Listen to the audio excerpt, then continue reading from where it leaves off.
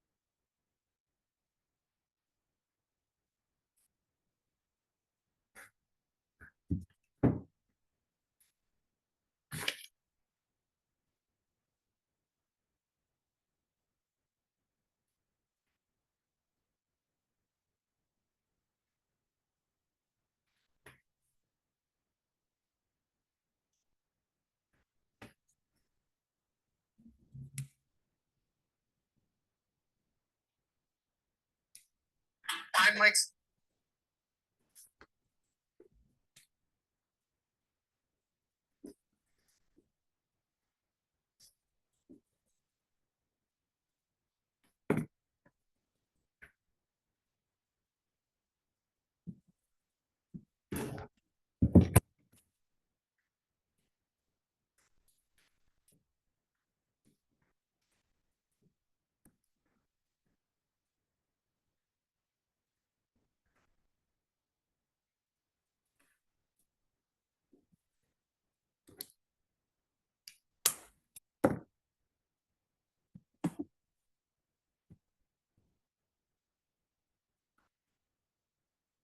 Hello, everyone. Welcome in. Today, we are going to be going over negotiating offers with Matt Kindle. Hi, Matt. He's been a licensed agent since 2017, went full-time in 2018 and capped within his first couple years. So pretty knowledgeable guy here. Great to talk to you guys about negotiating offers. Before we get started, does anybody have anything they'd like to share that they've found success with during their steps they've been taking, their calls, their contacts, anything that the group would benefit from? And if there's not, I'm just going to kind of hand it over to you and let some more people in the waiting room the next few minutes and let you take it from there, Matt, if that works for you. yeah, there we go. Hey guys. There you are. Yeah, we can start in a few minutes once we get everybody in. Yeah.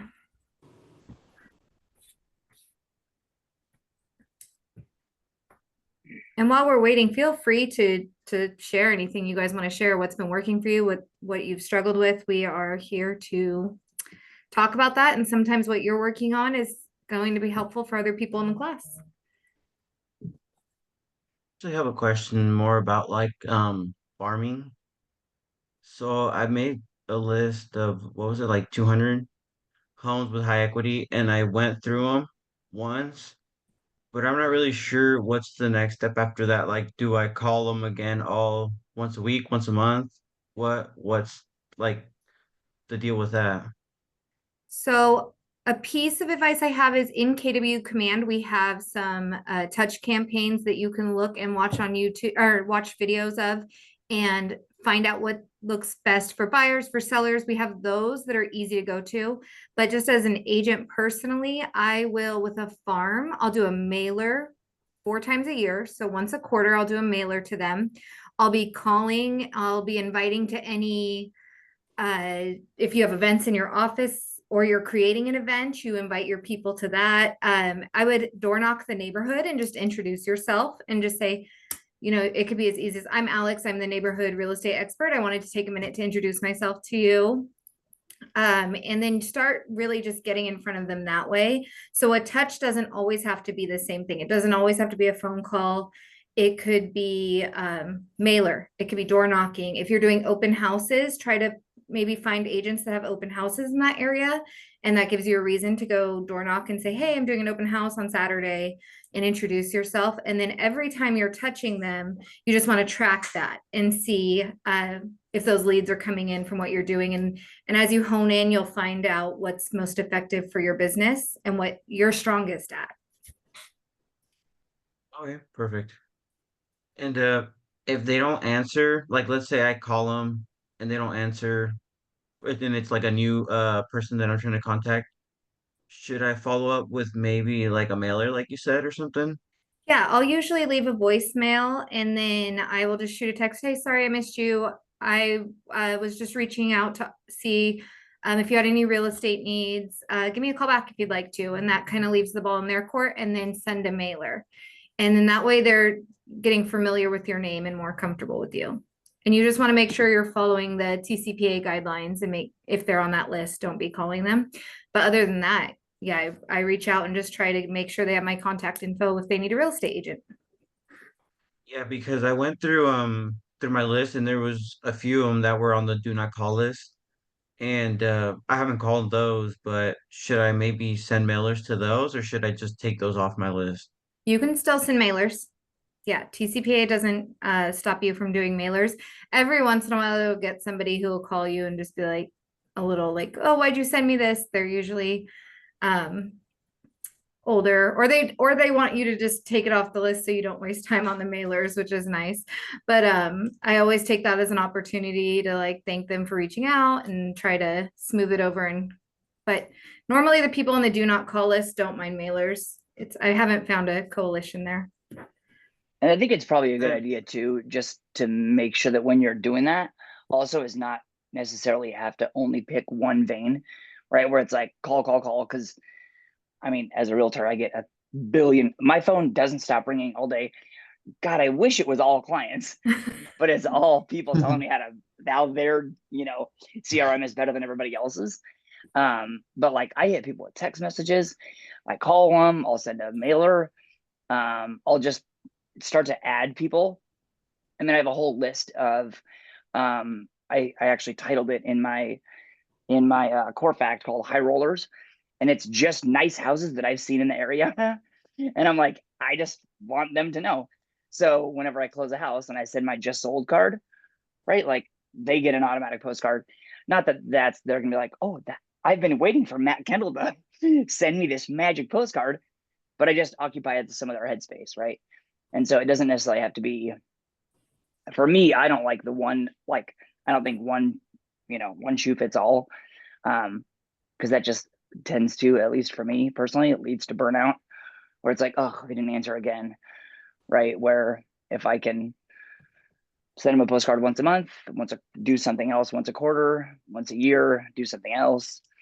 And I have a list of people that I just send videos to and just say Happy November, right? It literally just says, it's a text message and it's my dumb face just being like, hi, it's Happy November. And I just send this video out to like 300 people.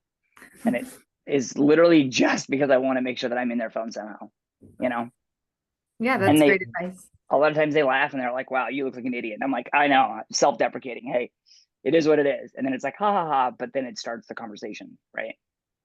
Yeah. Right. And then they'll remember you for like, oh, Matt sent me that video and I totally made fun of him, but I now heard that this person wants to sell. I'm going to send them their contact info. Yeah, 100%. Well, I'm gonna let you take it from here, Matt. I think we have everybody logged in and you guys have a good class. Nice. Cool. Thanks, Allison. Appreciate it. Well, hey guys, thanks for letting me be a part of your day. We can buzz through this. I don't want to take up too much of your time and go too long, but yeah, negotiating offers, today's class. So yeah, she gave a little introduction. So Matt Kendall, live here in Eugene, Oregon, born and raised in Oregon. I have 2 kiddos, married, and yeah, went to the U of O, went to Lane, worked 13 years at Costco, which is funny because when you were talking about mailers, right, is like using your past life, right, which my past life is Costco. Everybody stops me, like, you know, it's like the weirdest, lamest flex ever, but they're like, hey, you are, and I'm like, Costco, and they're like, that's right. And so I'm like, cool, now I sell houses. And then I remember that, right? And then I send him a postcard or send him a text and kind of put that in there. So anyway, yeah, worked a long time at Costco. So now I'm selling houses at KidHub. So all right, so today's class, negotiating offers. So let's see here. I don't really have just gonna try and share this with you because you guys already have the agenda, right? The PDF. But I was gonna try and do that. You don't have it at all? Okay. Also, you can just chime in and cut me off whenever if you guys have something to say ever. I'm totally open to listening. I know sometimes it can be a little boring. So if you have questions, just stop me. Okay. This is from the Ignite book. Yeah. Like she just sent me the. Can Oh you yeah, it is. like? Do you see Believe from Ted Lasso? Do you guys see that? Yeah. I Okay. see that. Okay, sweet. That's gonna be on my TV. So if I'm looking away from the camera, it's because my TV's right there with the thing. So all right. Let's see if we can go full screen or not.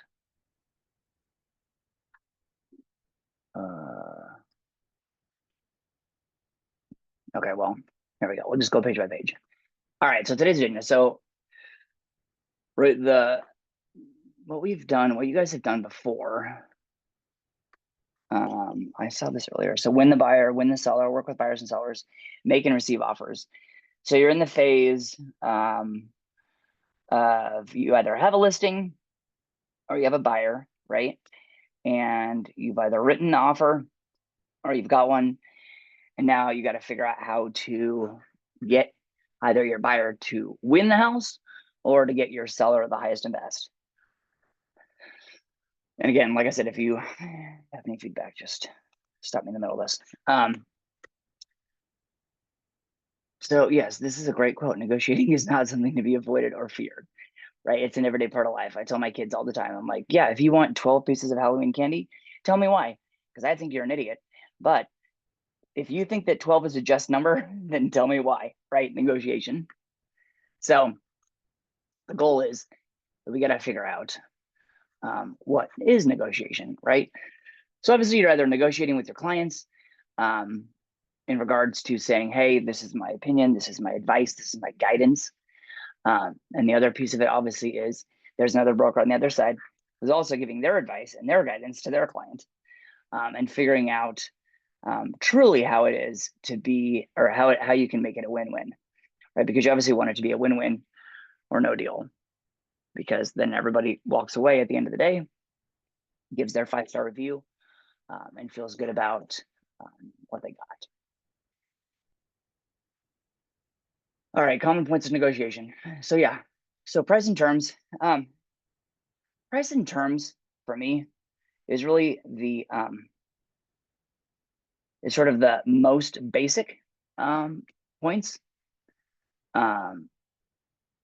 There are so many other factors, and I think that that's what can separate a good broker from a great broker. Because at the end of the day, And I'll use a personal example of my own family actually in this scenario. And when you're looking at price, right? This is a lot of like the thing on Facebook, right? Where it's like, oh my gosh, housing prices are so high, interest rates are so high, and all people care about is the dollar is the lowest dollar for the buyer and the lowest interest rate for the buyer, right? But there's a lot of other things that go on in regards to that. Usually it is a primary factor. Yes, that is true. Obviously, you want to get the highest and best, but sometimes terms is really the most important thing, right? Maybe, yes, they do want to get the highest and best, but they also need to sell this house and be under contract in 25 days. And it is your job to figure out how to get this house closed in 25 days, which is real difficult sometimes, right?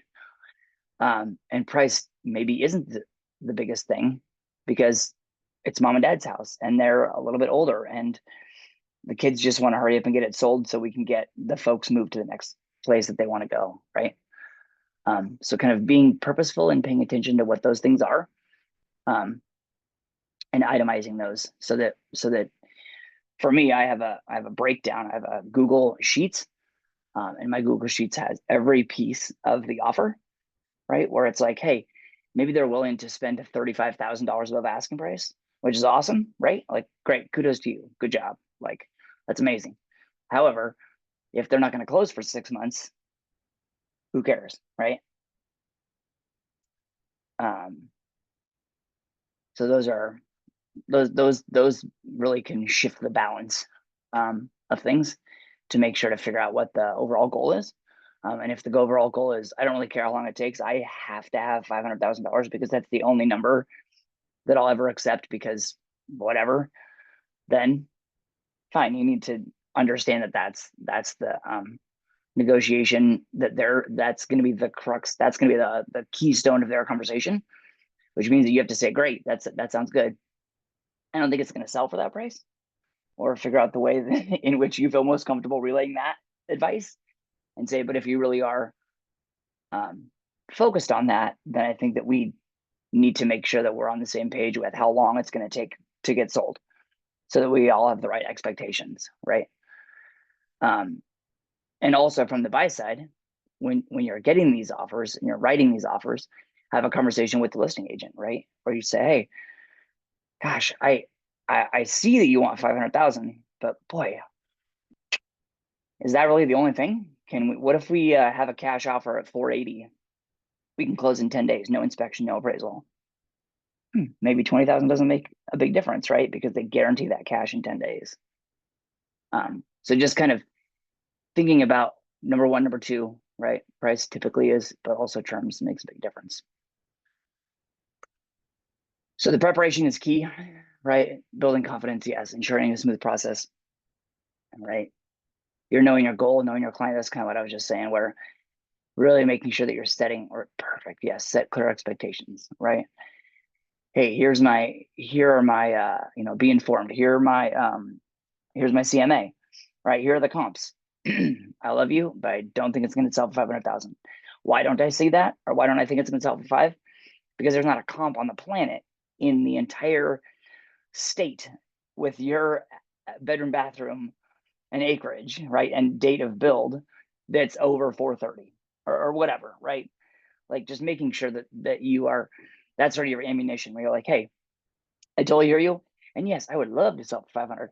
I've said this to clients many times. I'd love to sell your house for $10 million, 100%, right? Duh. You get $9,900,000, right? And I get paid too. Like it's a win all the way around. However, we just want to make sure that we're all, on the same page, making sure that they understand what the actual information is going to be, or not information, sorry, the comps are going to be, to make sure that you have the smoothest transaction before you start the process, right? You're asking unexpected, or you're asking purposeful questions, right? You're providing the points. Hey, you need it to be 500,000, but you're willing to wait 6 months. Okay, cool, great. We know that money is most important to you. Awesome. That's your goal, right? That's what's most important. Got it. Great. Okay. It's going to be more difficult and it's going to be more time. It's probably going to be more money out of your pocket for the marketing piece. But if you're good with that and it's going to sit, hey, more power to you, get her done, just figuring out how those things are going to come into play so that you sound educated also, and not just say, hey, I think that's crazy. It's not just I think it's crazy. It's I think it's crazy because these 7 comps show that those numbers are way off, right? And you're asking questions, right? What additional information should I know? Are there outside influences? Is there something like, I mean, for my example, right? We needed to sell our house, and we knew that we had a timeline, and we needed to get it in contract to sell my house. And then also I needed to make sure that I found a house in an amount of time in which I could get my kiddo into a different school, right? And so yes, money was important, but also that time piece was pretty important as well, right? And so we had to figure out how to kind of have that conversation with the buyer's agent. And then me being the buyer, also I needed to have that conversation with the listing agent for the next house, why do you have to close in 30 days? Do you need a rent back? What if you don't close in 30 days? How are you going to feel about that? Right? Are you going to want to take the house off the market?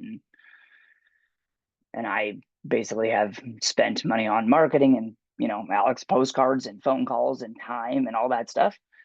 Or are you willing to kind of, yeah, we can do our best to get 500, but hey, I'm going to be on the phone for the next 3 months trying to find somebody. Are you cool with that? Right? How do you feel? How does that emotion? If it's a lot of times that example I was talking about was my sister, even they ended up years ago, sold their house, and they had 2 offers. One was to an investor, and it was at, I think this was maybe like 10 years ago, but whatever the number was, I think they came in at ask. So the investor came in at list price, right? But then there was a first-time home buyer family that was like a married couple that were going to have kids, which was the exact same point in my sister's life that she was at. And it was $5,000 less, and she ended up selling to the family, right? And so for them, the negotiation wasn't they have to have a Brinks truck back up to the driveway. They wanted to make sure it wasn't going to go to some scummy landlord that was trying to buy up half the street, So making sure that obviously that you're asking those kind of questions to really kind of dig past that top layer. Obviously, everybody wants the Brink truck, but how long are you willing to wait for it? Is there any other people that are talking to you? Is your dad a contractor from 1968 and he thinks that, like who all is in your ear in this conversation? And if dad is in your ear, is he going to help you fix things, right? Like how do those kind of deeper layers involve itself into the conversation to make sure. Okay. So take action. Okay, read the scenario below. Circle and underline key areas in which you need more information. So let's see. Let's play this out. All right. You're representing a single buyer. Your client is renting her present. Is this big enough for you guys too? Do you want me to zoom in a little bit? Can you guys hear me? Oops, let me admit. Yeah. Okay, there. Tried to zoom in a little bit higher. All right, you're representing a single buyer. Your client is renting her present property like any first-time buyer. She's looking to guide the process. The asking price for the home is, she really likes 175. The house appears to have evidence of a roof leak. It's listed as is, which also, just for the vernacular in Oregon, every house is always listed as is, right? So there is always, I mean, you can negotiate repairs, but you're always buying the house as is, right? You're looking at the property or that property report, property disclosures, and you're saying, yes, this is what the seller is saying is to the best of their knowledge, right? But you're taking the house as is once you sign on the deadline. Is currently priced. So the client would like to keep her payments as low as possible. Since she still has a number of student loans to pay off, she wants to write an offer at 155. Okay, $20,000 under asking. There has been quite a lot of activity on the listing. Okay, well, this is in your court. What do you guys think? What would be some good clarifying questions to ask her when she says, hey, I want to write the offer $20,000 under asking? I would let her know that there's been quite a bit of activity. So if she really wanted the house, we'd have to put her best foot forward right away. Sure. So I would ask her how comfortable she is with that. That'd probably be one of the first questions.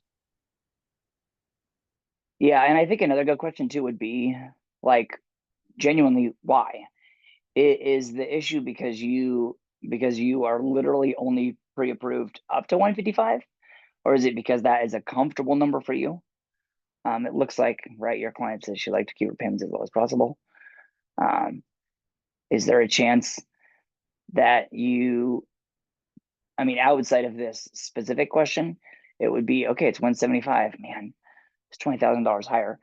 Call the lender, say, hey, is there any chance that we can get her pre-approved at 175 if maybe we ask for some closing costs to help buy the rate down, right? Is there any way that we can get to 175 and keep her payment, right? Figure out that balance, in which it would still work.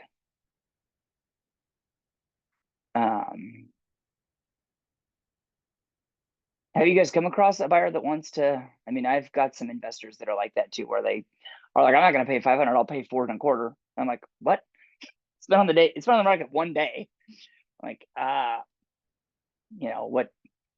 what other questions? Alex, that was a good question to I ask. would also What else? ask if she's comfortable with the leaking roof and she can fix it because it says as is, you know?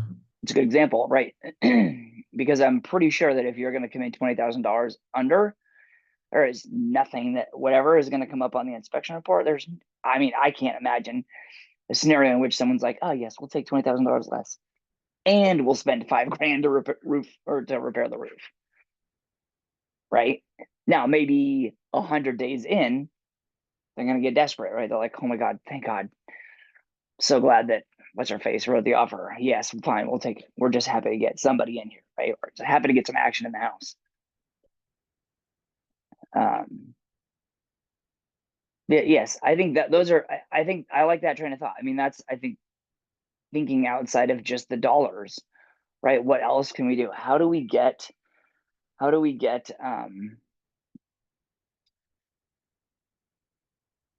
it's probably a 3-prong question. Just make sure they don't have like an answer right down here and present. So to the buyer, why do you want to come in 20 grand under? Right? Like Alex said, if you're going to come in 20 grand under, right? Sounds like an interesting negotiation from my perspective. Like I'm going to have to figure out how to negotiate $20,000, right? But also, let's assume they accept that. Are you totally cool? Yes, right? With taking everything as is. If there's dogs have chewed a hole in the sheetrock, if the roof is leaking, like whatever that is, are you cool with that? Because they're not going to do, I would be shocked if they did anything, right? And so making sure that, right, that you're asking those like one next layer questions. And like I said, talk to the lender, say, hey, is there a way that we can sort of massage these numbers? Maybe the house that she wants, this particular house has really, really low, or I mean, really, really high property taxes, and she can only go to 155, right? Like maybe that payment, just because it's in a really nice neighborhood, right? That's as high as she can go. Or can we find her another house? I know you like everything, buyer. I'm sure it's amazing, but maybe we can find something that's 175, but has half the property tax, and the numbers are the same, right? And yes, what's your level of love? What's your definition of love?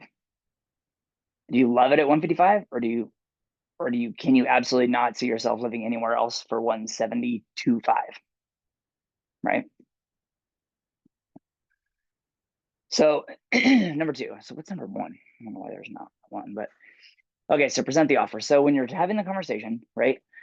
Obviously, you want to call the other agent, and this is always, before I ever even write an offer, that's always my first thing, right? I say, okay, who's the listing agent? What's the neighborhood? Who are the buyers? Where's the psychology in this? Yes, I know that my buyer can only pay 155. Oh, it's going to be tough. I know the listing agent is, ABC broker at whatever XYZ brokerage. Maybe I know them well, maybe I don't know them at all. How are they going to negotiate with their seller to get my offer accepted, right? And so I say, hey, what's your seller's goals? Are your seller's goals money? Is it the Brinks truck? Is that all it is? And they're not going to take a penny more? Or are they maybe willing to take 155, but not today? Because there's, Alex, there's a lot of action this weekend, and I've already had the conversation with my buyer, and they just can't go any higher than that. Okay, great. Well, I'll still probably write the offer, but I'll know that it's going to be probably better viewed in 45 days or 90 days, right? And then I also have that conversation with the buyer, and I say, hey, just so you know, we can throw our hat in a ring, but it's going to be, it's going to be tough. And so when you're calling, right, and you're having those conversations, you're paying attention to nonverbal cues, right? I mean, this is when you actually present the offer, but excuse me, right? You want to sort of you want to let them tell you a lot, right? You want to give them opportunity to continue to talk and just keep talking about it and keep talking about it. And at some point, sometimes either they slip up or they intentionally drop hints, right, in the conversation where they say, like for me, right, it was like, hey, I really like the house, but I need ABC fixed right now. How much of that is, how much was I willing to pay, right? How much can I do myself? How much money will I have to be able to have somebody else do the things? And kind of figure out, just like kind of sit back and you're essentially listening and having that conversation, right? And sometimes it's literally just a phrase of, I've called brokers and said, hey, just what's it going to take for us to win the offer? What is it? And sometimes they just say, hey, they have to move to Philadelphia and they have to be on a plane November 20th, right? We need to be in escrow and out of the inspection period by the 20th. I'm like, okay, I got 16 days, 16 calendar days. Like, gosh, I don't know if 20 grand under is going to help, but maybe there's enough cash that we can get an appraisal waiver, right? Which gives them the comfort, right, that it's going to appraise, right? So it's those kind of things where you just sort of ask those questions, and whether it's masked behind sort of some level of not necessarily ignorance, but just saying, hey, like, I don't know, you tell me, and just flat out saying, just give me the cheat code. What do we need to do? Does it need to be with a different title company? Does it need to be? Do we need to? What are they looking for, right? Obviously, those calls are awkward sometimes, depending on who the broker is. So obviously, stay calm and relax as the best you can. And then obviously remembering to not obviously give away all of the information about your client, but also making sure that you're focusing on the needs of both parties to kind of figure out how to sort of make that negotiation a win for both sides. And little things, right? Give your offer the best chance. When I submit an offer, right, I make bullet points, right? So I say, hey, write a little blurb about, who my buyers are. And then I just say, hey, like, this is our list price. This is how fast we can close. And just like each individual thing, right? We're looking for 10-day inspection period. Maybe this offer, we say, hey, we're not looking to do any repairs. It's just for informational purposes only. Right. And just kind of make it so that it's easy for both sides to not just like you, but like your buyer, right? And also like your offer.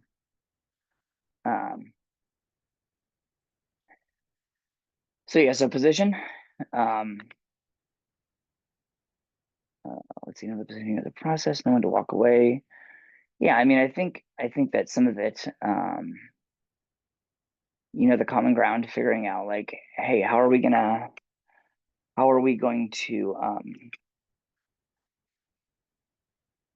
make this a win-win? because sometimes it's not. It's only happened a handful of times, but sometimes there are just things like my buyer just can't afford that much, right? Just can't.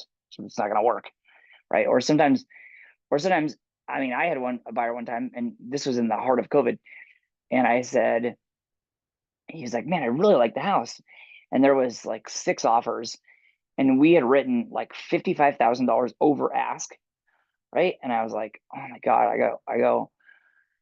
And he was like, I really want this house. And I was like, got it. Okay. And even in my heart, like I sort of got like in the pit of my stomach, I was like, man, I mean, if he's gonna live here a year, this is a terrible idea. But he was like, I'm gonna live here for like at least 10 years. And I was like, okay, yes, that makes sense. Makes much more sense because the appreciation over time. Got it. But we ended up not getting it, which is bananas.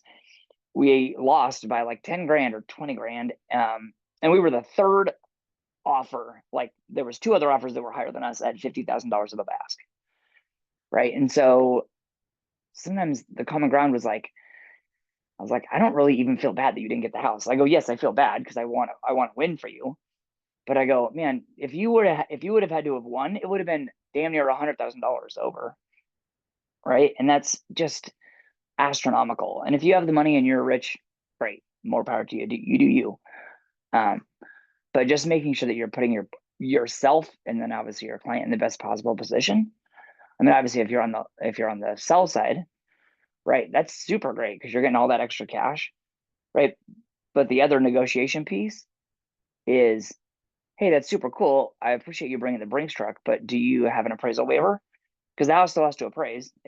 There's an appraiser that's going to come in and say, here are these comps.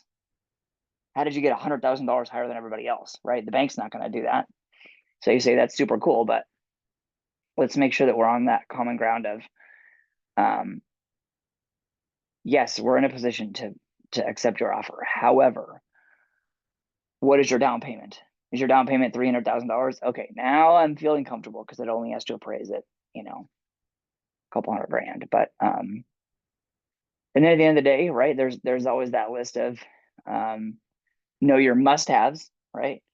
Your nice to haves, and then whatever, right? And at a certain point, sometimes if there's not a must-have that's being considered and you just can't win with something, if she says, hey, I can't afford to do a roof, that has to be included before close.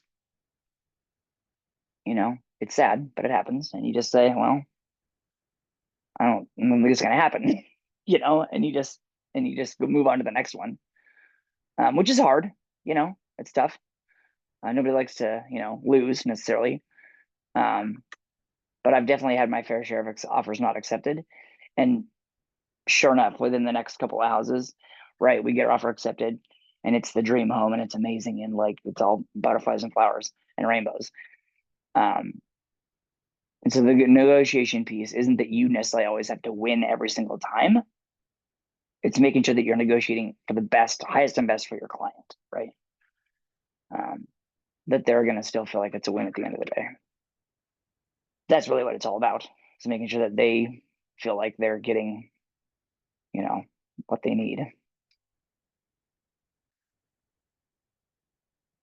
Okay, let's see. Let's do a little role play, guys. Let's see what we got here.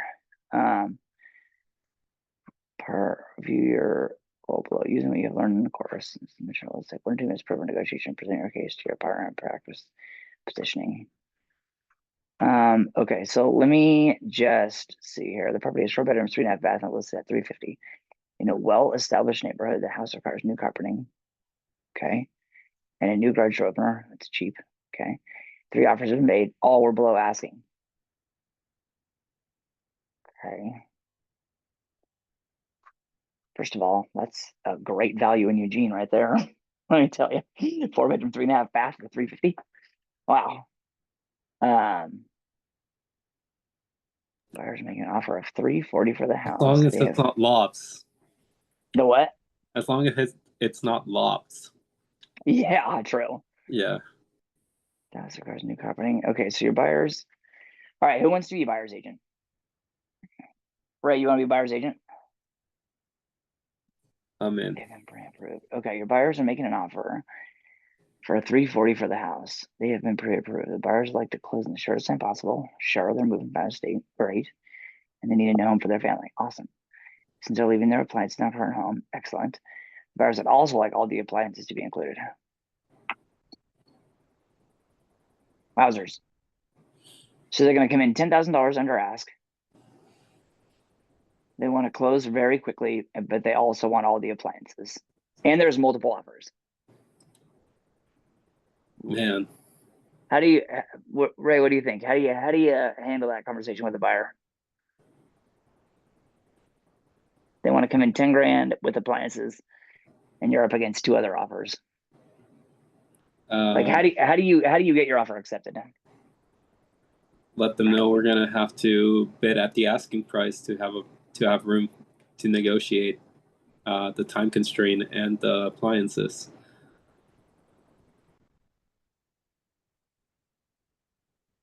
Solid. I mean, I think actually, this is what I should say. This I should ask. What would be your first step?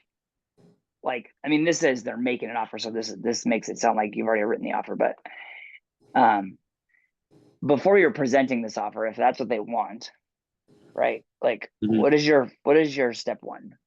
Like, who do you call? Do you talk to them first?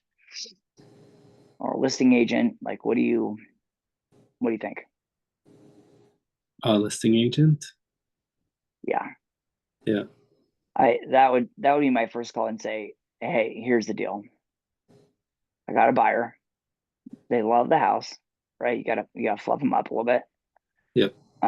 But you're making sure to say, hey, they're driving or whatever, they're flying, it doesn't say, traveling, 2,000 miles from the East Coast or wherever.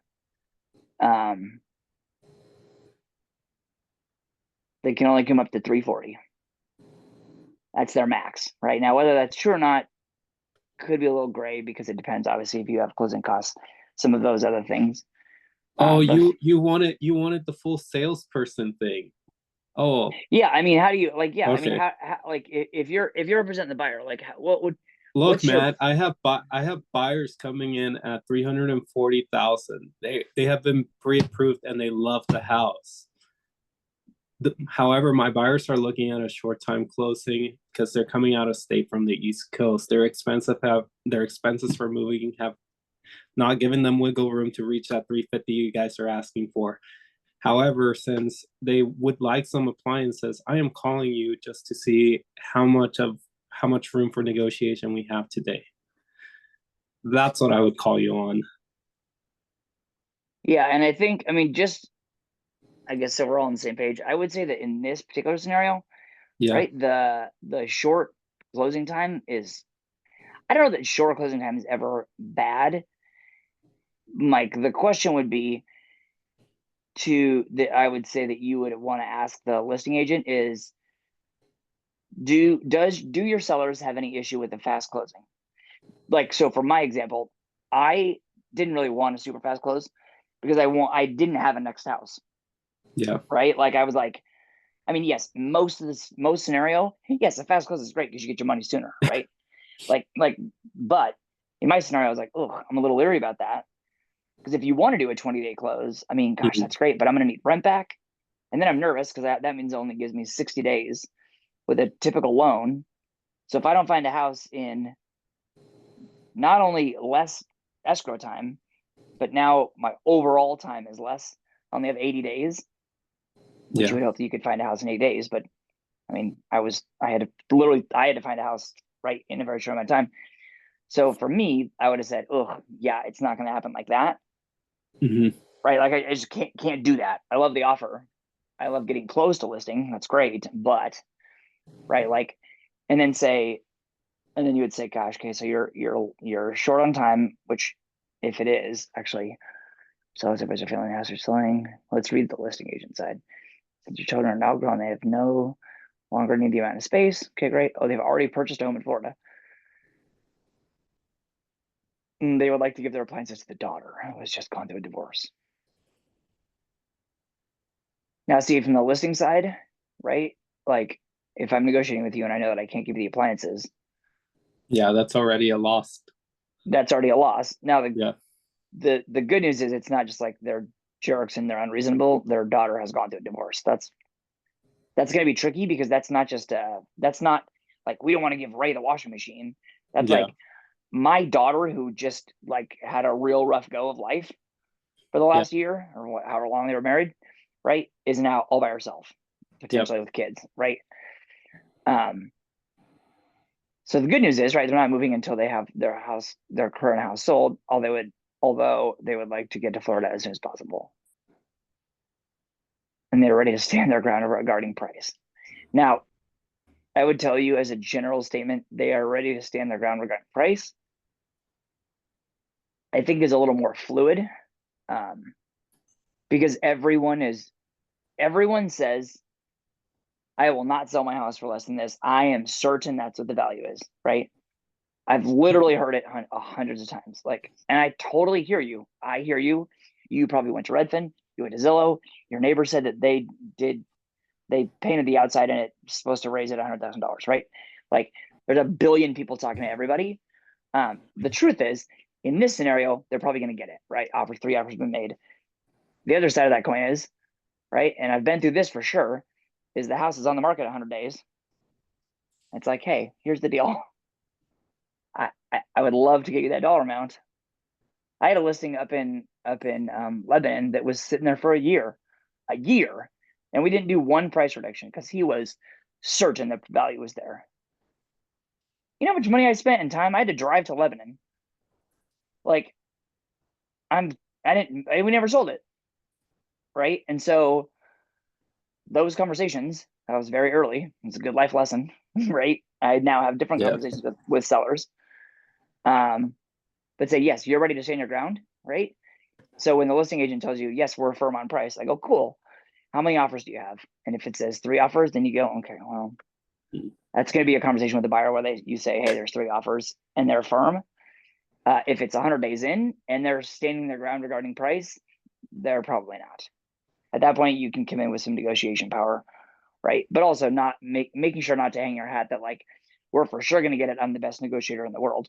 Because sometimes people at 100 days, they really are. Either they're getting terrible advice from their listing agent, who just isn't doing their job, or they are really like stuck in the mud. We're not, I refuse to sell for less than whatever. So yeah, and then the other thing too would be like, hey, if it's a really fast close, yeah,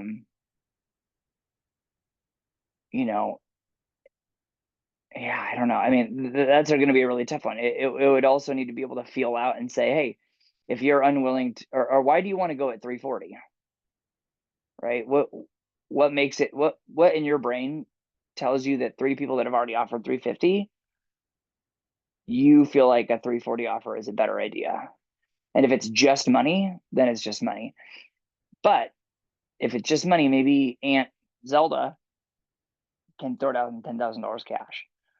Or maybe they can get a cosigner for a little bit more. Or, right, maybe last year they just had a bad go of it. Or maybe they're self-employed and they just can't afford, like sort of figuring out those pieces that are around the reason why they want to do it.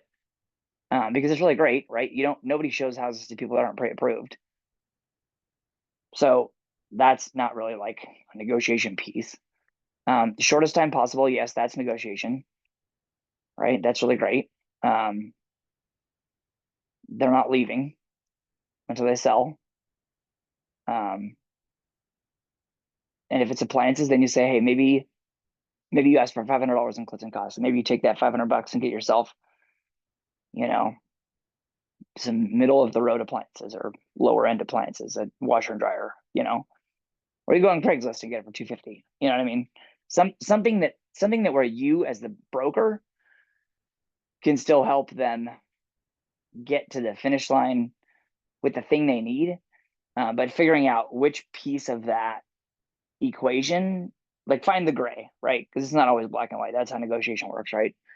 Life has lived in gray. So just figuring out which piece of the puzzle is gray, and how you can get it for a win. And same thing with the listing side, right? You have these 3 offers. So let's say you're one of these 3 offers, right? And you can tell your seller, you say, hey, gosh, we got 3 offers. Does any of them include appliances? Well, maybe you don't take the one that includes appliance, or maybe you do take the one that includes the appliances, because you can leave the old crappy ones at the house. And maybe because one of these other offers is higher, right? You take some of that cash that you made and then buy her some nice ones that she can have delivered and installed to her new place, right? But finding that gray is going to be important in that equation. Yes, be professional. Obviously, those are very important things, right? Like, we don't want to be demeaning. Obviously, we're all in the same. I mean, this is one of my favorite things about KW is the whole win-win or no deal. And I've said that about 1 billion times to people. I'm like, it really is true. I'm willing to concede things, figure it out, right? Like, however it works. I had a deal once that was down to the last $400. Literally, it was $400, and it was like 100. It was like I don't know, I forget what the list price was, but it was the buyer and seller were literally fighting, and I turned to the broker because she was actually in our office, and I was like, we literally had, it was like 3:00 in the afternoon, and the deadline for the inspection report was like 5:00. And I was like, here's the deal. Like, I literally have the person on my phone. And I went like, because I was like, okay, if we can't get this $427, I'm like, do you want to just split it? Right? I'm like, I don't want to give it any money, but also I'm like,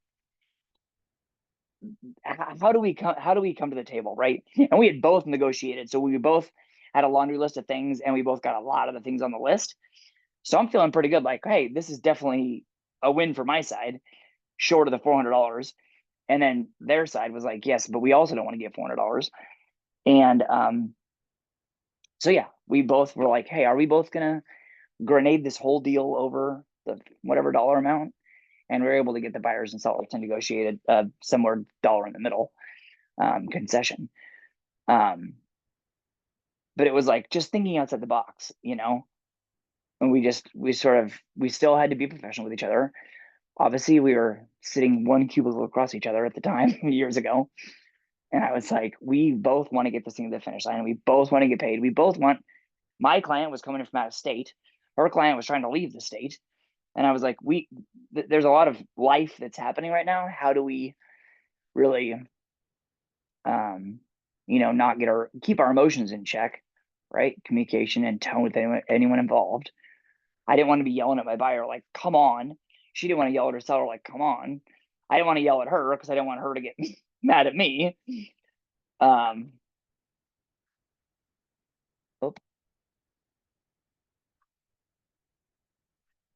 Oh, are you still there, guys? You are? Okay. Sorry, that was really weird. Zoom just signed me out for some reason. Okay. No worries. Yeah, so both of us were just like, hey, how do we kind of figure this out, right? And same thing, refer to the motivation.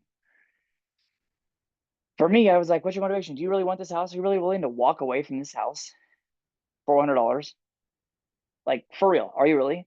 And she was telling them, like, we've spent 21 days or whatever, 18 days. Are you willing to walk away from this offer and start this entire process over again for $400? Like, and it's sort of one of those things where you say it in the kindest way you can, but also like up here, right, where it was like, keep quiet once you present. I said, be honest with me, are you really willing to walk away from this entire process for $400? And then I just sat back, right? And she did the same thing. And both parties were like, no, we don't want to walk away. I was like, I don't want to walk away either. You don't even live in the state. I go, do you know how many times I've been to that house? Meeting with inspectors, meeting with contractors, taking pictures and video for you. I was like, I don't want to lose this deal either. Right? I'm thrilled to get you in this neighborhood by one of your longtime friends.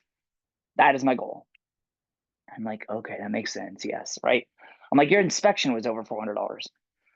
Like now we're at like, you know, we're pennies on this equation. And so obviously, you know, when you're talking to the broker, don't reveal too much. You know, at that point, when you get that far into it, you know, you don't want to say, I mean, I didn't actually know that her, or, you know, how much money she actually had. But I wasn't going to say, oh, yeah, you know, money's not an object. I can do whatever I want. I just said, yes, she's a great client. She doesn't want to spend a ton of money on unnecessary things, right? And then again, same thing, don't be attached to the outcome, which is really hard. I'll tell you firsthand, I've been like, man, you know, that was probably a good example of being attached to the outcome, where I told the other broker, I'm like, I'm willing to pay money to get this done that I shouldn't, because we had already agreed to the previous, you know, as is sale with the repairs negotiated and the list price. But I also didn't want to waste all that time and have the whole deal fall through. So it was one of those things that we were willing to, you know, sort of fall on that sword if absolutely necessary. We didn't really go over ahas on the last one. Sorry. Do you guys have any ahas about the negotiation tips or questions, or on that page at least? I have a question. Yeah. So when you do this negotiation thing with your opponent agent, do you assume that all your deal will 100% deliver to the owner of the house? I mean, I wonder who's the target when you use your strategy. So for example, from the previous scenario, talking about this family is coming out of the state, so they need kind of price reduction. Then do Oh, you like think? you're talking about this scenario here? Yeah. Yeah. Then what's the motivation of your opponent agent motivation to handle those kind of like- requests? I mean, I think this one's a little trickier because there's 3 offers. Mhm. I mean, you know, figuring out, I mean, I think this would be probably in this particular scenario, if it was a family that's moving in, that would probably be my narrative. That your family I mean, this is it right here, right? Your sellers have raised their family in the house that they're selling, right? So they have an emotional, this isn't like an investor who has 10 properties and he's just flipping and he doesn't care. He just wants money. Mhm. This is somebody who, this just happened to me, right? Like man, cried like a little baby when we sold that house, and it was weird because there was so much emotion tied to it. And so I think that that the negotiation would be, yes, you're not going to get $10,000 because my client doesn't have it, but my buyers, the family, my buyers is a great family. They cannot also wait to move into this home and have kids or whatever I don't know if it says that they have kids, but they are looking to have have wonderful holidays with their family, right? Like, and sometimes the negotiation of the emotion is an overarching win outside of the money piece, right? Like maybe they wouldn't take a 340 offer from me because I'm just like a rich guy who wants a rental, right? Maybe they are like, if rich guy wants it, rich guy can buy it for 350. But if I say my wife and son who's going into high school and my sweet daughter who's in dance class can't wait to have her friends over for a birthday party in October, right? Like now someone says, oh God, 10 grand, I'd love 10 grand, right? Who wouldn't want 10 grand? But then they go, cute family, great neighborhood, daughter's gonna have a birthday in October, like, and that could potentially be a win, or win enough of it, right? Where the shortcoming of the buyer that wants all these things could help you win it. Does that make sense? Did I explain that right? Sorry. So when you bring the narrative as your strategy, who's the target? Your opponent agent or the seller? In that scenario, it would probably be a little bit of both. I mean, obviously, the narrative that I want the listing agent to relay is that I'm a great family, that I'm a family man, right? That like I'm on the board of, Ronald McDonald House, and that I have like, and that I'm going to be an asset to the neighborhood. But then also, for me personally, I generally, when I am either writing an offer or when I look up a property, I usually go a layer deeper, and I try to figure out who the seller is and what their situation is, because it is added time, obviously. But I'll look at somebody on Facebook and I'll figure out like, hey, if it's just a single guy and he's got six Mercedes and a boat and a truck, right? Like, this is a huge generalization, but he's probably not going to be interested in me and my sweet daughter that is at dance class 3 days a week, right? Probably not. I mean, maybe I'm wrong. Maybe he got a divorce and he's like very sad about wanting to have a family again. Probably not. So in this scenario, right, if I can look up the seller and I go, oh my gosh, it's a cute family, and they like, they have grandkids now. I'm like, cool, grandkids, awesome, right up my alley. I have parents, my parents love my kids. Like, I can play that angle and say, hey, you know what, truth, here's the deal. Sung, I gotta be honest with you, man. We can't hit 350 for you. But the husband is such a hard worker, and they're so excited to make that house their own home. And you know what I mean? Like, give them all this sort of backstory, in which they're gonna take care of the house, right? Because a lot of times, like my sister, right? It was before I even got my license, or right when I first got my license, and my sister told me that story.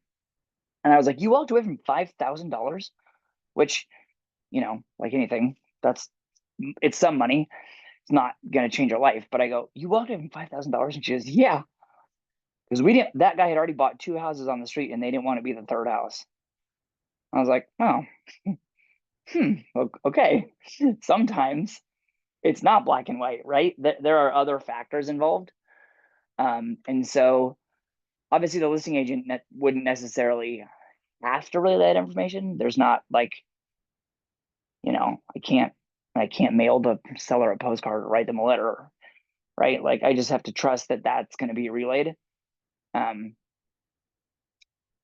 Because there is I mean, I feel like when somebody tells me that information, I'm still going to tell the seller, right? I'm still going to say, hey, you know what? Here's the deal. When we're looking at multiple offers, yeah, money is important, right? You get this guy who's single guy and has 20 properties, which probably means he's going to be quick. He's going to get in, he's going to do his inspection, he's going to ask for a couple things, he's going to, come in at 355 and be quick. It's going to be very cold transaction, but it is what it is. Is that your guys' main focus? And from the get-go, if they say, oh no, actually, we really want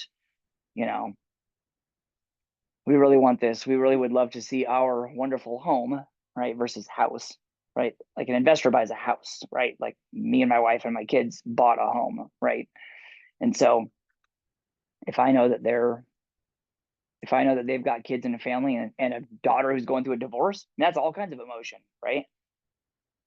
And so the potential ugliness of what's happened and the conversations that have happened in that home over those years, especially when she's going through a divorce, if I can make the listing agent feel good about the fact that I'm going to have a brand new family that's going to really treat that home or that house like a home for the next 10 years, then those are sort of intangibles, right? Now, obviously, you can't do that all the time, because sometimes you look up somebody and it's owned by an LLC that's then owned by another LLC out of state, and then you're up a creek, right? Then it probably doesn't matter.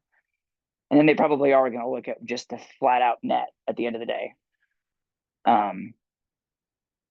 But that's part of negotiation, right? You're not going to, it's not like, oh, it's not going to happen 100% of the time, right? You're not always going to win every single one. The goal would be to make it a win-win, but doing that sort of little bit of digging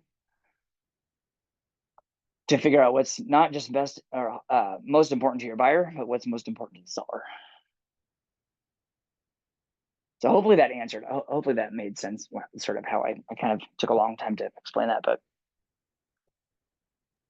It was helpful. Thank you. absolutely. Penny, what do you think?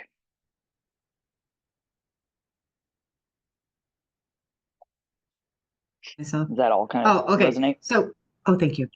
Am I unmuted now? Can you hear me? No, I can hear you. Yeah, you're good. Okay. I liked the going for the emotion part right off the bat. Yeah. And all of the, but I guess that when the offers are all below asking price, so we're going to know that by calling the listing agent, right? Yes. So yes. Now that is both a yes and no answer.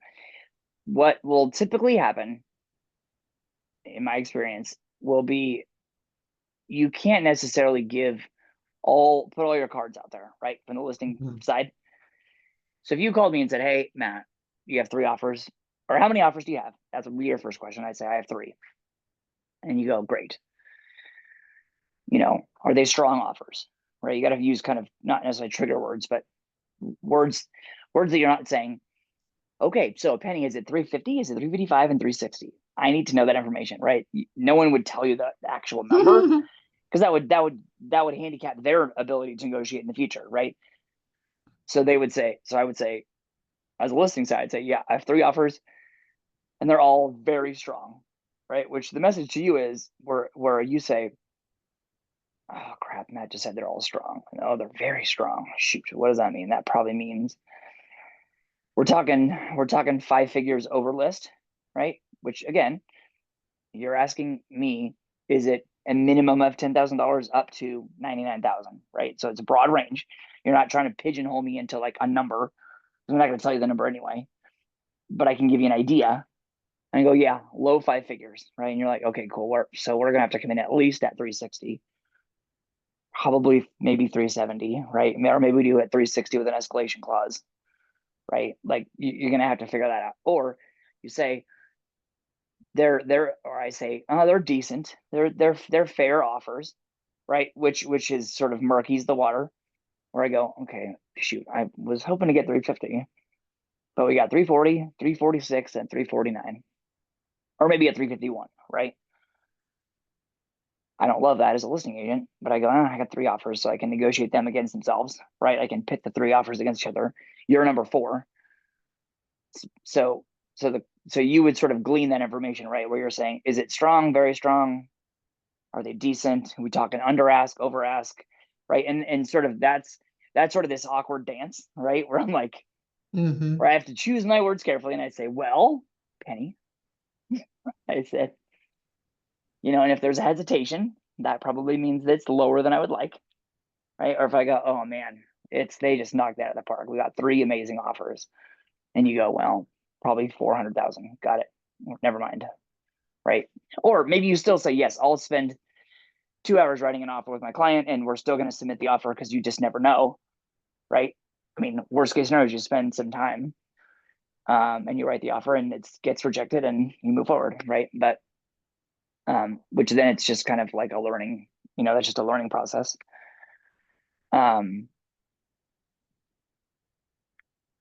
But yeah, figuring out like, you know, asking that question of trying to sort of get through the weeds, right?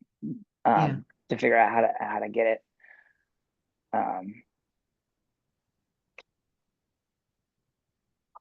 Hopefully that answered the question. Now I'm trying to remember at the very beginning if I went off track. Oh, there no, for a I was minute. just, I was just commenting on that, but the asking price, when we call in and ask, I guess that's kind of, I wonder how much information that you get when you call the listing agent and ask. How far do you go? I think honestly too is building the relationships is a huge piece, right? Like, I mean, this is the first time that we've been face to face, Penny. So, you know, now I know you, right? Ray's been in the office several times. I've had conversations with Ray. So I think, you know, figuring out how, I mean, I think truly not that I would ever be like, okay, here's the deal, Penny. Or it's gonna be, if you can come in at 351 and 500, you're gonna win, right? Because that would be ridiculous. That would be unethical also, Right, it's right? not gonna But happen.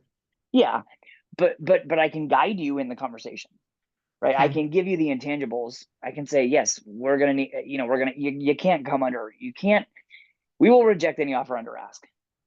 We just won't, or we won't accept it, sorry, because we have 3 that are above ask, right? And your brain says, shoot, well, I'm 10 grand under. I say, but you can get an appraisal waiver and not ask for an inspection, and you can close in 21 days, you might have a shot, right? Like, Mhm. like sort of because I don't want to lose you. The last thing I want to do is alienate a broker who has interest. I just got to figure out how you can at least play ball, right? Now, truth be told, if there's 3 offers, I mean, this is a bad example because there's not a house that's like that in Oregon, but if that existed, right, that would go for 500,000 depending on the neighborhood, right? And so figuring out, I say, okay, you've got to have the appliances and you can't come in at ask, right? Because you're probably not going to tell me the actual number. You're not going to say, we're going to come in at 340. You're going to say, we can't make list, but we really want the house. I go, what else do you need? I need the appliances. Ugh. Well, maybe they would consider it if, and then I would put it in the ball in your court. And then you have to then go to the buyer and say, here's the deal. Can you call your grandma? Any chance grandma's got $500,000 sitting in the bank and she's willing to, loan it to you until you can refinance on your own? Like, what? How can we still make this work, right? And if you can pull an ace out of the hole and you just Mhm. happen to have grandma that's sitting on $1 million and she's happy to pay the $10,000 difference, or just make it a cash offer, then like winning, right? But it's that's been for me the biggest piece is like, not only are we, I mean, we have to wear all the hats, right? But it's the outside the box thinking of problem solving, right? Your biggest problem is you got to figure out a way to get your offer accepted 10 grand under list against multiple offers. Like, seriously, good luck, right? Like, Right. for anybody, that'd be good luck. I don't care if you're Ryan Serhant, good luck.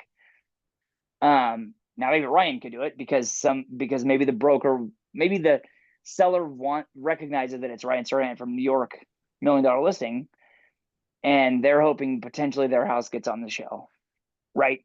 That would be the only scenario in which, right? Now, I'm not going to be on $1 million listing anytime soon. I don't expect anybody here yet to be on there, but it could happen someday. But other than that, right, it's sort of figuring out those little intangibles to be able to make it a win.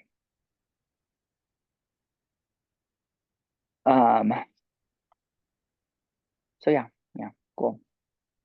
So turn ahas into achievement.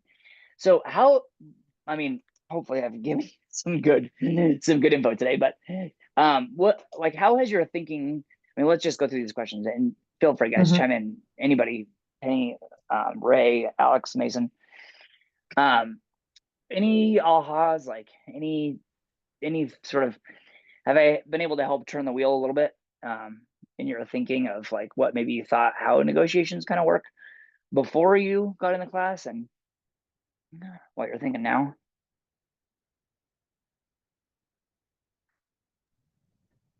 I would say, yeah, you have explored all kinds of different options out there that I hadn't necessarily thought of.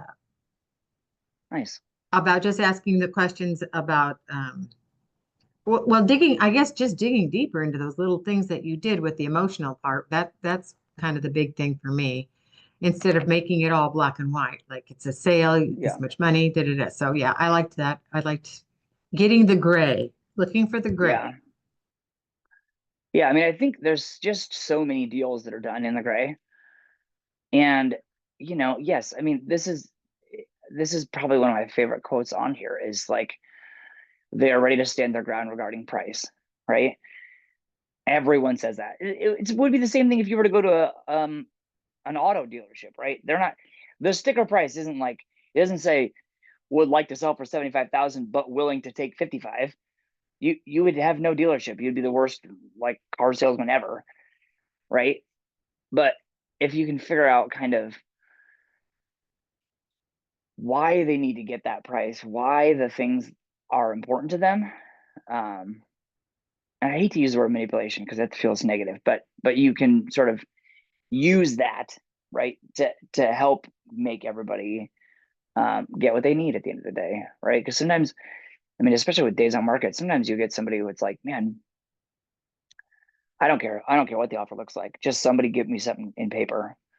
I lost a house one time, actually, right when one of my first houses, and it was and the broker, when I called her, I was like, hey, I go, hey, you know, what are you guys looking at? You've been on the market a long time, and blah blah blah.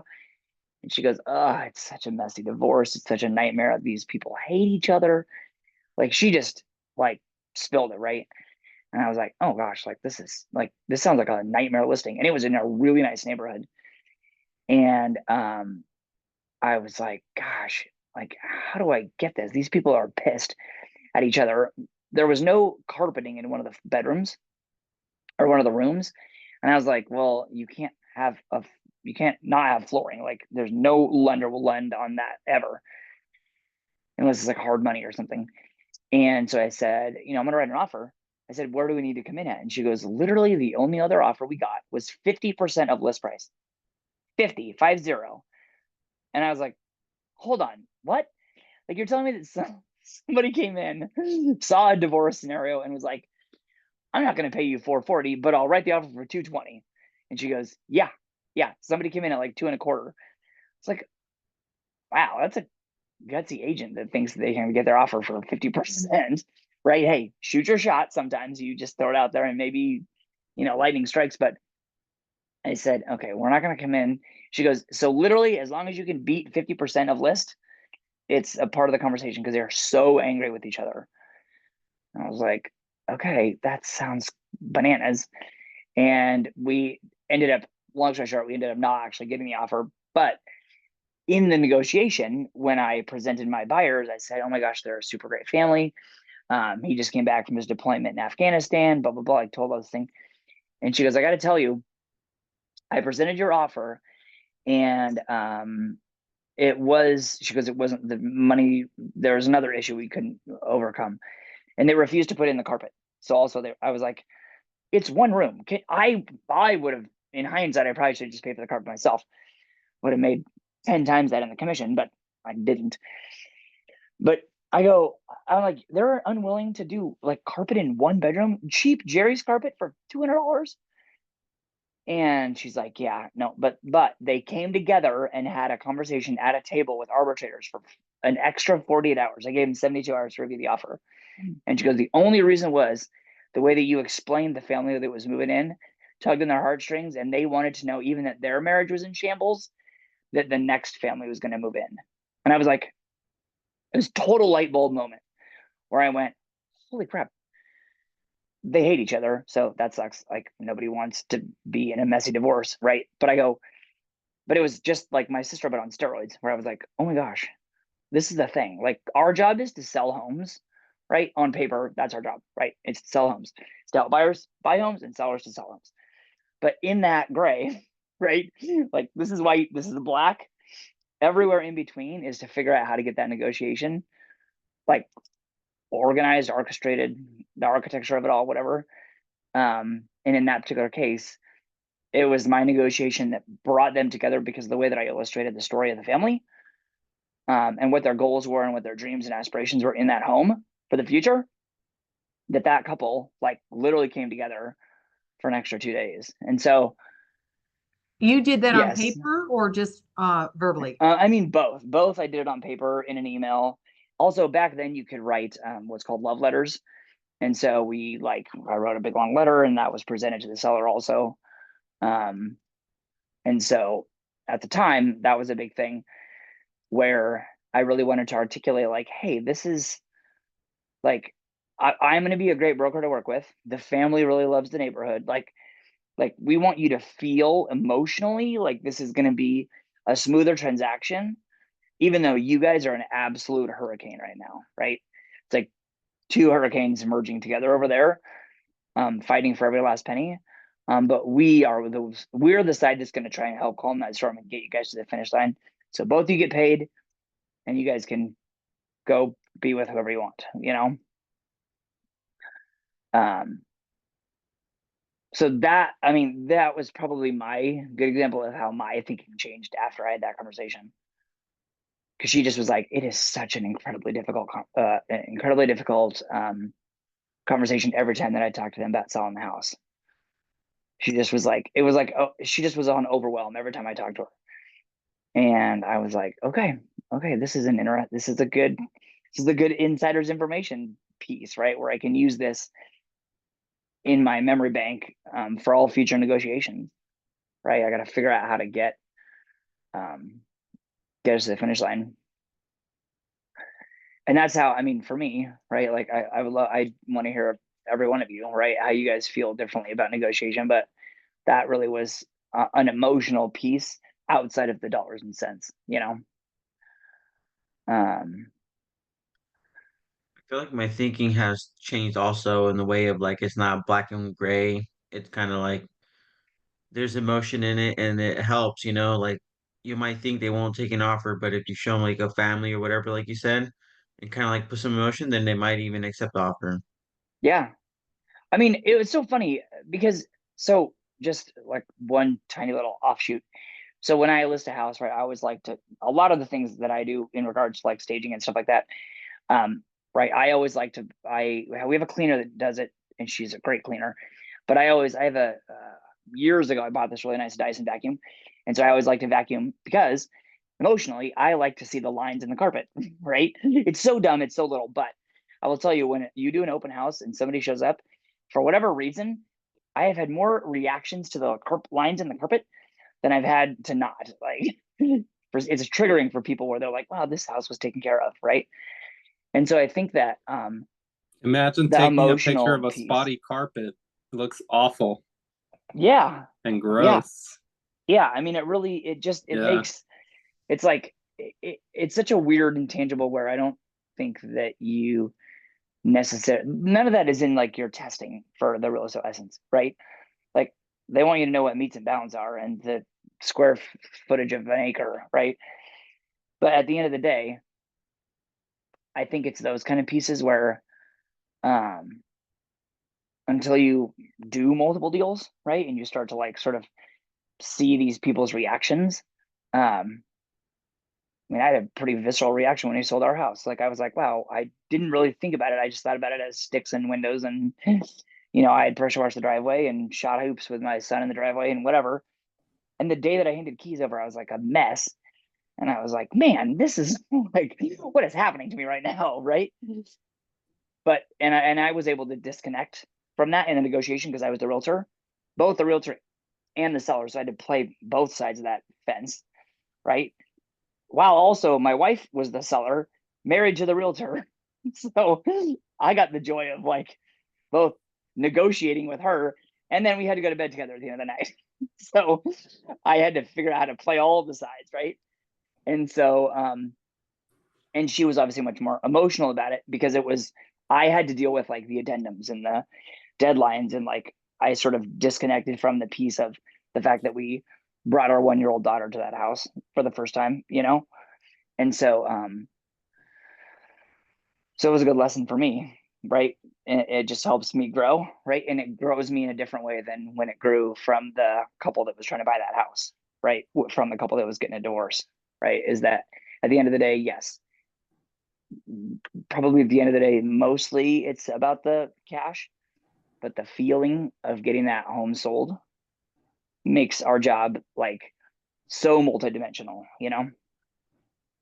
Yeah. And I think also the negotiation of when you're not just negotiating the deal or offers in this scenario, but when you're negotiating to work with a buyer and also negotiating to work with a seller, right? That you're both having those conversations of, yeah, I know that it's an emotional roller coaster and I'm happy to strap in and help you ride this ride, right?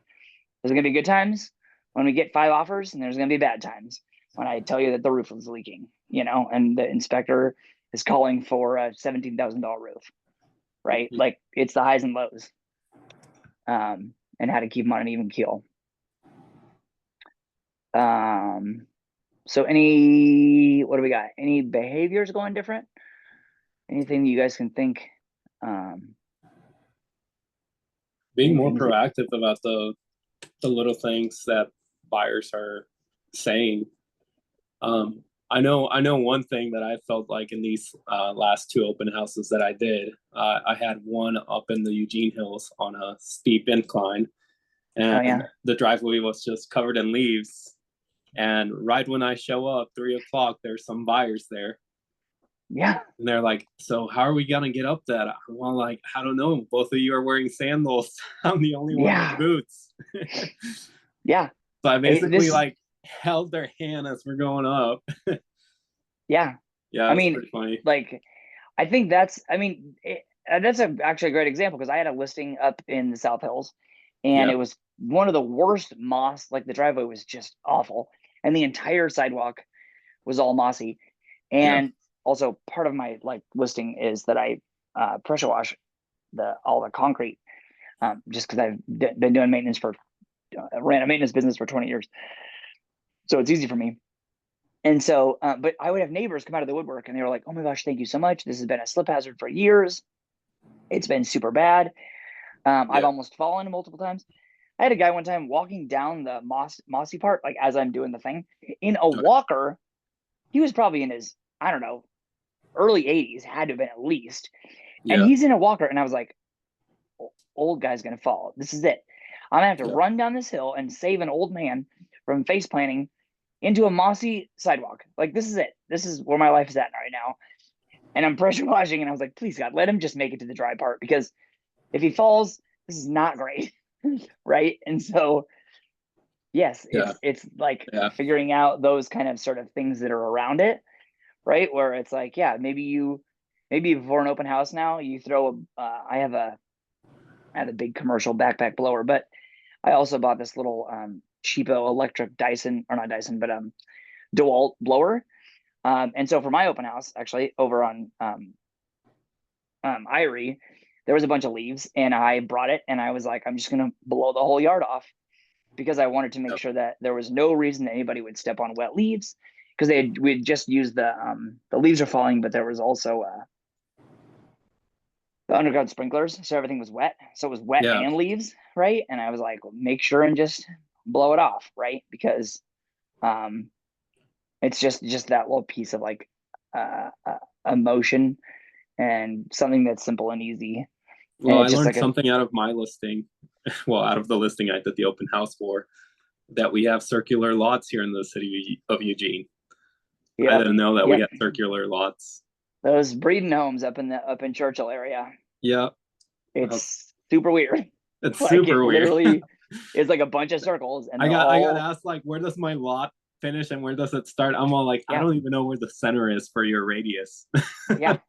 It's really weird. I pulled up those on county records many times and been like, here you go. Yeah. It's gonna be weird when you pull up county record, or when you pull up and then I showed them the layout, because luckily the listing agent had set up a home book. Oh, nice. And it was not just theirs. Everybody around them had circular lots, and it's so confusing. It's super weird. I still don't know why. I mean, yeah, it's very strange, because all of that also has to be, typically there's an HOA, and then there's the common space. So the space between, you can't build a fence, right? So it's just open. And if you build a fence, then obviously it has to be approved, and it's like a whole thing. So, so yeah, cool. Super. What tools or models or systems will you use? I like using AI.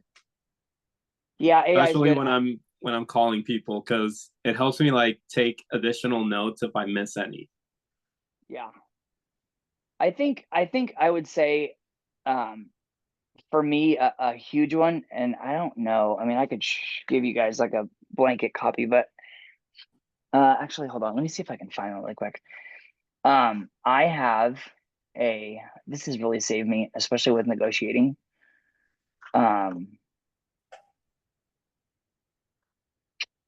me see if here, I'll show you. I'll just show you this. Hold on a second.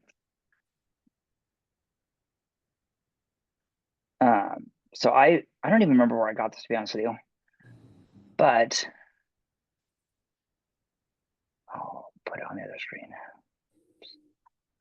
Okay, tell me if you guys can see this. It's a Google sheet. Just a second. Let me erase like the pertinent information so you guys can see this, but okay.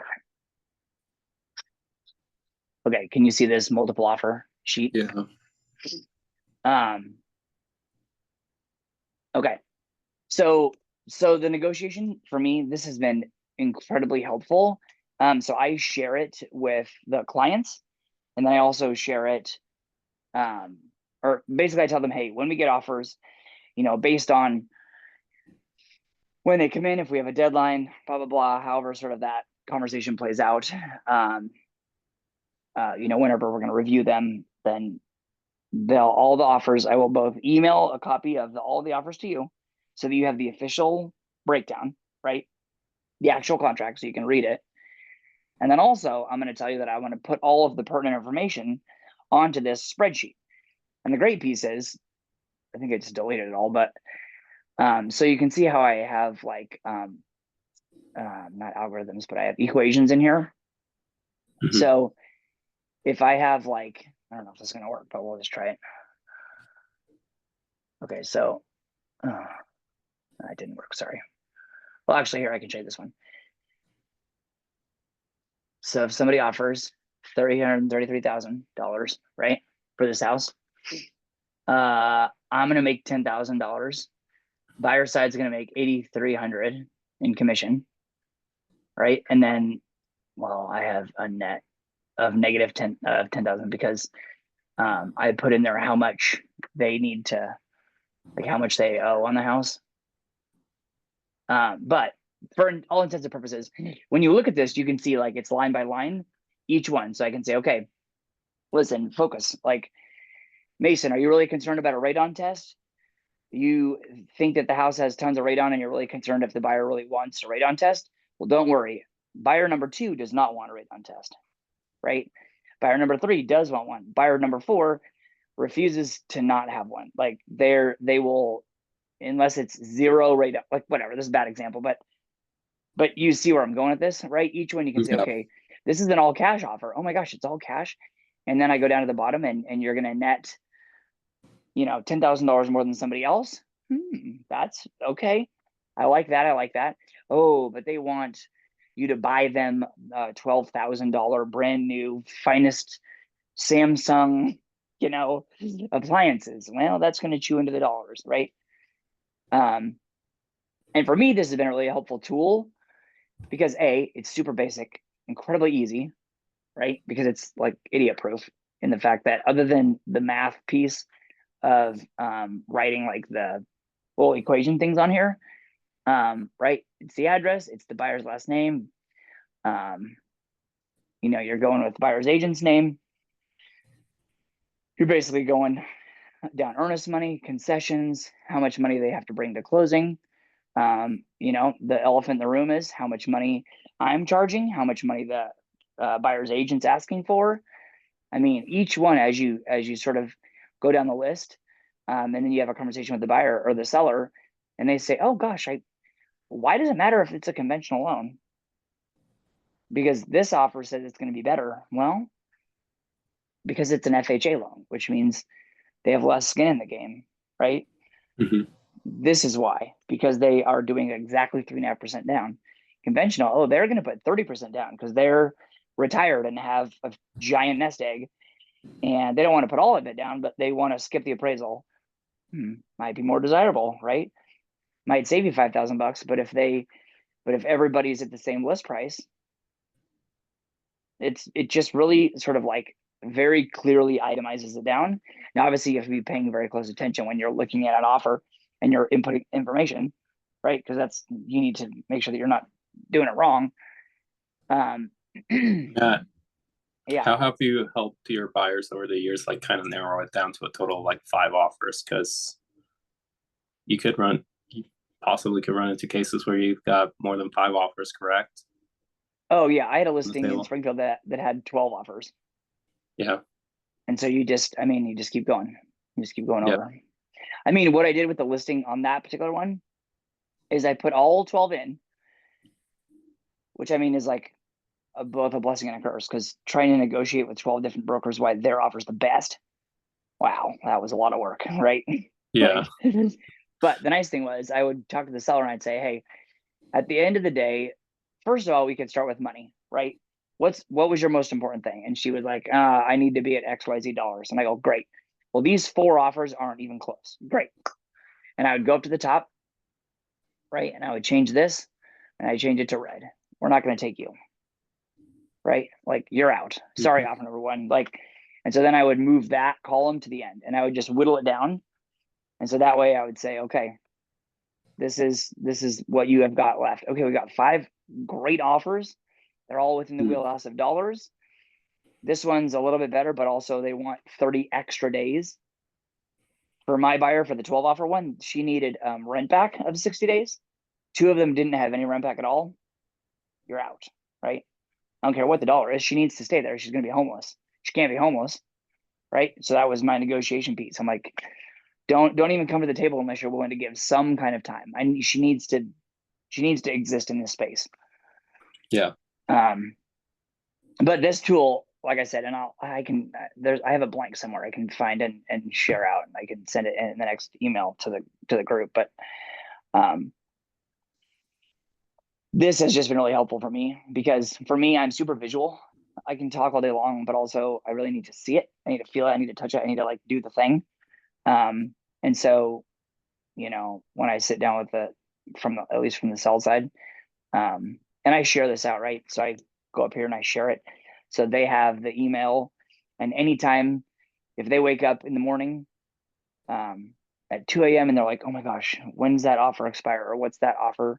Or maybe they're out doing whatever, out on a dinner date, and they come home at 11 o'clock at night and they want to check the status and see if another offer's come in, right? Like, it just makes my negotiation job and explaining job a little bit easier, right? Because it's going to be time consuming to figure out all the buyers, what their motivation is, right? Who's the best, who's got the best lender that I know isn't a fly by night Quicken Loans from, Iowa. But it's going to be a good local lender, right? It's those kind of sort of, at least for me, I felt like that's been a big win in negotiations, is showing a good local lender, and you can have those conversations very clearly, because it says, right, the loan type, what type is the loan, who is the loan with, conventional / whatever, Janess Howry or Janess Grantham at Summit or Robin Lavasser or whatever. So those that's been a big one for me. Okay, so these activities, you guys are all doing like conversations, adding 10 contacts a day, handwritten notes. How do you guys feel about what's the 10-5-1 social media? Like 10 comments, 10 5 likes, 5 comments, and 1 direct message. Nice. It's good. It's good. Does anybody feel like any one of these is hard? I mean, like social media, you Adding can do 10 from your phone. contacts a day is kind of hard sometimes. Once you kind of go through your whole like Facebook list and everything, getting Yeah. the 10 contacts is kind of hard. Yeah. Like Yeah. if you're not doing open houses every other day, or like adding people constantly, you're not gonna get the 10 contacts a day. Yeah. Yeah. I mean, I think it's tricky. I think, 10 is kind of an arbitrary number, but, I think at least in my experience, I have felt like sometimes overwhelmed by the numerical, by like whether you're hitting your numbers or not. I think it's great. I think you for sure should, by all means, yes, do the 10 contacts. The goal is to get 10. But like anything, right? If I had 10 million followers on Instagram, that's super great. But if nobody's buying a house from me, who cares? Right? If I have 200 followers on Instagram and 90 of them want to buy a house, guess what? I'm winning. I'll take the 200 like people who love me versus a million that are like, great, he's got a cool hat, right? That doesn't help me. Makes me feel good about myself because I get some likes, but that doesn't necessarily sell houses, right? What's enrichment?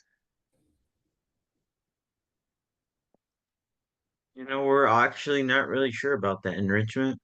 Oh, I'm guessing like maybe something that brings like joy, maybe like going out and having a beer with some buddies, trying to get out there socially, and then it'll lead to a conversation about real estate or maybe something like that. I really don't even know. that's really been, I mean, I think that's a really big, let's try to go into the notes really quick here. Maybe it could be like hobbies, maybe. Like if you enjoy going out playing basketball, that can be an enrichment, and then you're getting social, making contacts. Oh, yeah. Make your calls. Oh, it doesn't say. Nope. Well, I think you're right, though. I think I think the enrichment is something that enriches your own life. But actually, so Alex, when you were talking about the calls earlier, I think those kind of things go hand in hand, though, in an enrichment scenario where like I love golf, right? It sort of sucks right now because obviously it's raining outside. But I think that figuring out something that you like and figuring out some way to reach out to people, to include others in the thing that you like, right? Like I was texting a buddy of mine the other day and I was like, hey, I'm super excited about snowboarding season. And because my kids are super into it now that because I've been snowboarding forever. And now it's not just, hey, I'm going to take my kids, but hey, are there other families that I know that could potentially be leads in regards to real estate that might also want to snowboard, right? In which I can have meaningful conversations, right? Contacts added because those are new parents at my kid's school. It also checks the box of me being able to snowboard with my family and some new friends and potentially lead to business, right? You can sort of check multiple boxes of this. Or I guess what I should say is looking at these daily success systems and figuring out ways in which you can have the ability to do multiple things at the same time, right?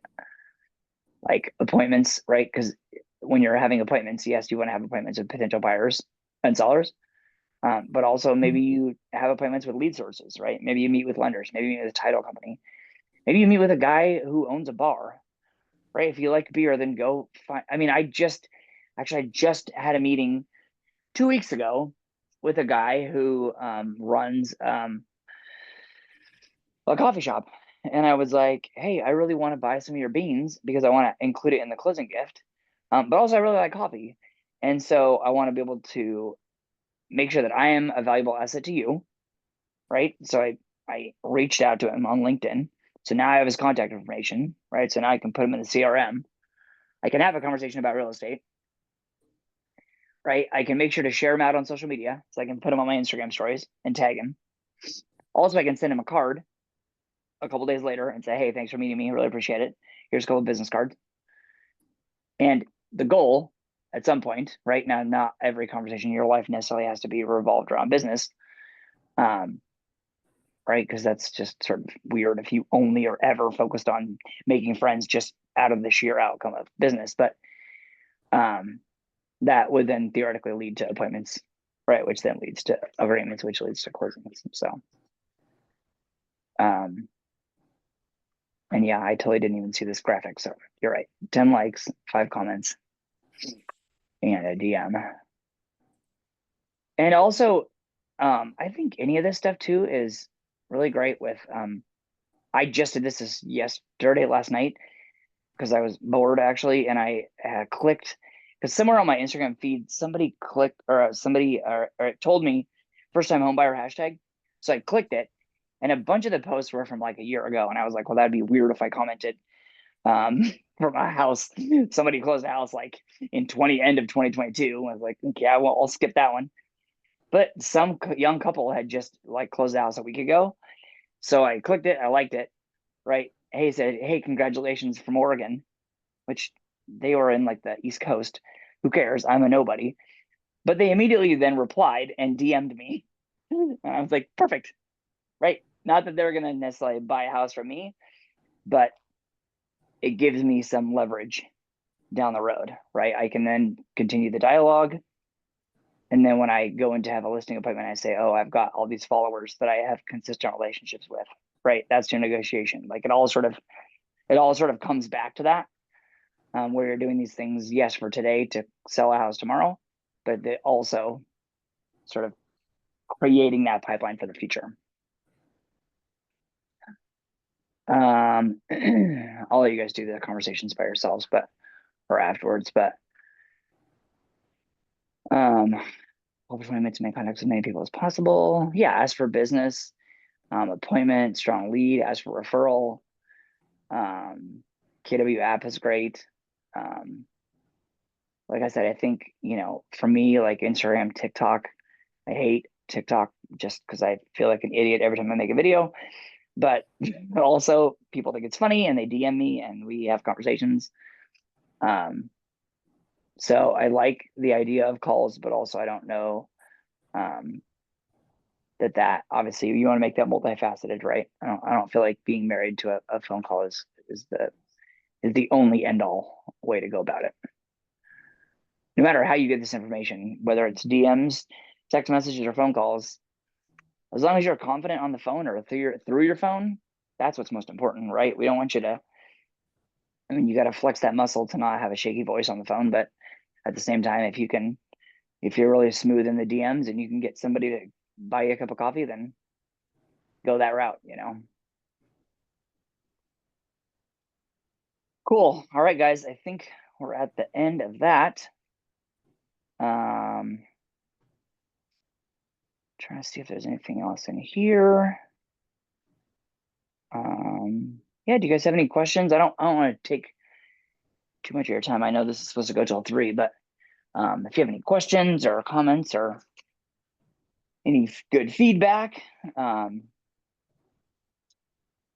is everybody, where is everyone located? Are you, I know Ray, you're in town. What if I was not?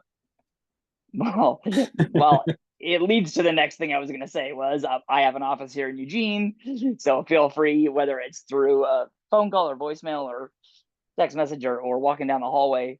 I'm always happy to talk to anybody and answer any questions. But yeah, I didn't know like how many people are local. Hey, I would love that spreadsheet if you're still sharing it with people. Mm-hmm. Yeah, I have a blank version that's like all clear with all the stuff on it, and I can share it out with everybody. I'll get the list. Awesome. I'm sure there's an Ignite email list, and so either I can send it out or I'll have Mara send it out. But yeah, I'll make sure to send it to everybody so you guys can have a copy. Yeah, that's an awesome tool you can even practice with. Yeah, I mean, here's the deal. At the end of the day, I got a lot of great things about me, but also I want to make it simple. But I want to make it simple and clean, right? Like at the end of the day, I don't want to have to. It is when you're sitting down with a client, and I mean, especially that 11 offer one. You imagine if I had 11 offers, and I had to have printed copies of every one of them, and we had to go down one by one. That is a nightmare. That sounds like torture. Yeah. Now my fiduciary duty by law, I'm still going to send that to them. I'm going to have my transaction coordinator put it into DocuSign, and they're going to initial every page, right? Mm-hmm. So I want them to have the opportunity to read all of it as they see fit and ask any and all questions. But if I can give them a tool in which they can just sit in front of a screen and scroll at their leisure and look at the bottom and internalize, hey, I'm going to make $400,000. I'll make 401. I'll make 408. I'll make 510, or I'll make 390. Yeah. Right? It really compartmentalizes it. Because our job is to figure out a way to present it to them. Mm-hmm. And yes, back in the day, this didn't exist, right? Sometimes technology, that's the great thing about technology. It's ever evolving. And this isn't even fancy. This is just literally a spreadsheet on Excel, right? Google Mhm. Sheets. But also it just, for clarity purposes, it just keeps it so much cleaner, and you just scroll to the bottom and then it's literally just the net dollars at the bottom, right? Yeah. And then underneath that, obviously I put the notes. I say, you know, sorry, Alex really wants the washing machine. Ray really wants the dryer. Sung has to have the TV or he'll walk. Like, you know, Penny wants the patio chairs, and if she doesn't get it, she'll walk. I mean, whatever. I don't care what the thing is. I just put that at the bottom, and then they can look at that and go, well, Penny's 10 grand over ask. Yeah, we'll give her the chairs. Who cares? Yeah. Ray, you're 5 grand under and you want the dishwasher? Get out of here, man. You know, Yeah. or whatever. And then when I say, okay, you guys take a look at it, and at 2 o'clock tomorrow, we'll have a conversation, and you know, you have time to compartmentalize it, sleep on it overnight, and then we can all have coffee, and maybe we talk at 11 a.m. and make a decision, and Yep. and have that negotiation. Hey, you know, is there nothing's good? You don't want to accept any one of these 11? Okay, well, now I got to put on my big boy pants and figure out why, right? So stuff like that's been helpful to be able to pass. And it's also helpful is I share that with buyers too, not the completed one, obviously, but I can say, hey, you know, after my first offer, after you write that first offer, then I say, hey, here's the bullet points, right? Yes, it's 7 pages of just like, or 11 pages of just a ton of legalese. You've already read that once, right? What's the offer price? What's your earnest money? What's your down payment? Like, we can kind of quickly go through that. And then the buyer feels comfortable with it. And then I put it into the you know, actual document, and then I send it off for signatures and go. But just little sort of tips and tricks to keep it, you know, a little bit less time consuming, so that you can focus on, you know, all the other things involved in the transaction. So cool. All right, guys. Well, I'm going to shut her down. So if you have any questions, if we hang up the call and you guys think about anything, feel free to give me a call, text, email. And like I said, I'll email out that Google sheet, and yeah, so Awesome. really great. I really appreciate you guys' time today, and yeah, good luck in all your negotiations. And like I said, if you have any questions, even if you just go, gosh, this doesn't make sense, I feel dumb. Hey, trust me, I've said I feel dumb right now to half the brokers in this whole brokerage. So Yeah. it happens. So Yeah. call me up and say, hey, I feel dumb. I don't understand this. And I'll go, I'm right there with you. Let's take a look at it. Yeah. So happy to help.